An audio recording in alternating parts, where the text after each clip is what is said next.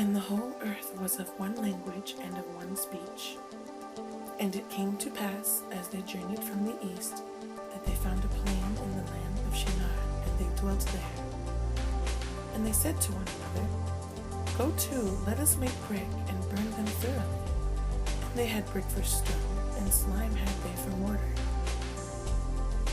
And they said, Go to, let us build us a city, whose top may reach unto heaven, and let us make us a name, lest we be scattered abroad upon the face of the whole earth.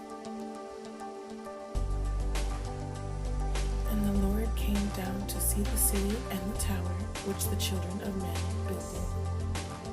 And the Lord said, Behold, the people is one, and they have all one language. And this they begin to do, and now nothing will be restrained from them, which they have imagined to do. Go to, let us go down, and there confound their language, that they may not understand one another's speech. So the Lord scattered them abroad from thence upon the face of all the earth, and they left off to build the city. Therefore is the name of it called Babel, because the Lord did there confound the language of all the earth. And from thence did the Lord scatter them abroad upon the face of all the earth. These are the generations of Shem. Shem was 100 years old, and begat Arphaxad 2 years after the flood. And Shem lived after he begat Arphaxad 500 years, and begat sons and daughters. And Arphaxad lived 35 years, and begat Salah. And Arphaxad lived after he begat Salah 403 years, and begat sons and daughters. And Salah lived 30 years, and begat Eber. And Salah lived after he begat Eber 403 years, and begat sons and daughters. And Eber lived 34 years, and begat Peleg. And Eber lived after he begat Peleg 430 years, and begat sons and daughters. And Peleg lived 30 years, and begat Reu. And Peleg lived after he begat Reu 209 years, and begat sons and daughters. And Reu lived 230 years, and begat Serug. And Reu lived after he begat Serug 207 years, and begat sons and daughters. And Serug lived 30 years, and begat Nahor. And Serug lived after he begat Nahor 200 years, begat sons and daughters.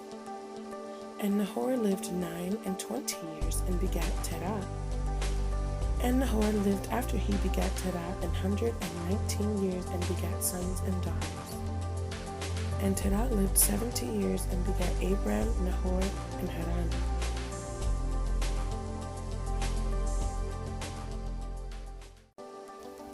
Now these are the generations of Terah. Terah begat Abram, Nahor, and Haran begat Lot. And Haran died before his father Terah in the land of his nativity, in Ur of the Chaldees. And Abram and Nahor took them wives. The name of Abram's wife was Sarai, and the name of Nahor's wife Milcah, the daughter of Haran, the father of Milcah and the father of Iscah. But Sarai was barren, she had no child. And Terah took Abram his son, and Lot the son of Haran his son's son, and Sarai his daughter-in-law, his son Abram's wife, and they went forth with them from Ur of the Chaldees, to go into the land of Canaan. And they came unto Haran, and dwelt there. And the days of Terah were 205 years, and Terah died in Haran. Now the Lord had said unto Abram, Get thee out of thy country, and from thy kindred, and from thy father's house, unto a land that I will shew thee. And I will make of thee a great nation, and I will bless thee, and make thy name great, and thou shalt be a blessing.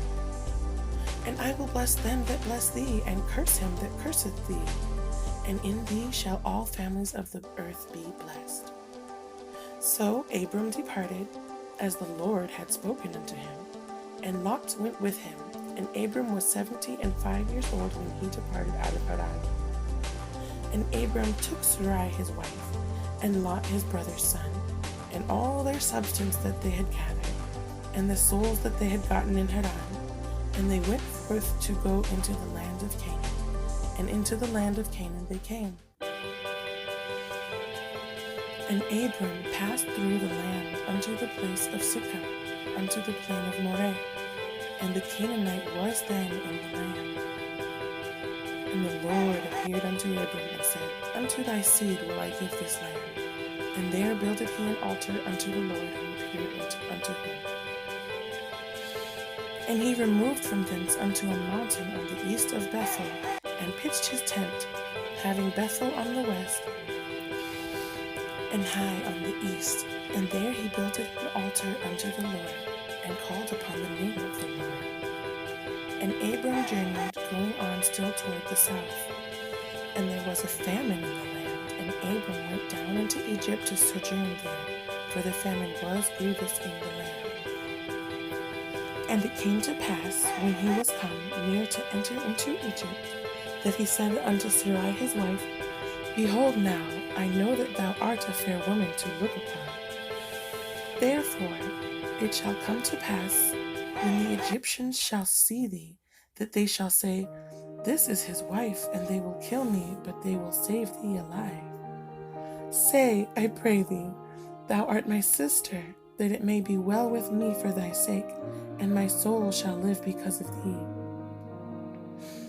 And it came to pass, that when Abram was come into Egypt, the Egyptians beheld the woman that she was very fair.